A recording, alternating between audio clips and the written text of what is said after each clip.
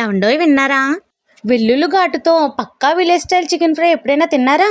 ఇది బ్యాచిలర్స్ కూడా చాలా ఈజీగా చేసేయచ్చు. ఎలా చేయాలో చూసేద్దాం వచ్చేయండి.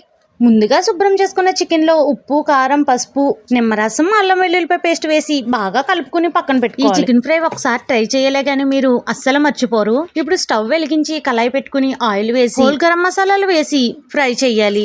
ఈ ఉల్లిపాయ ముక్కలు గోల్డెన్ కలర్ వచ్చే వరకు ఫ్రై చేసిన తర్వాత మనం ముందుగా మ్యారినేట్ చేసి పక్కన పెట్టుకున్న చికెన్ వేసి చికెన్ లోంచి వాటర్ పోయేంత వరకు మూత పెట్టి మీడియం ఫ్లేమ్ పై మగ్గించుకోవాలి.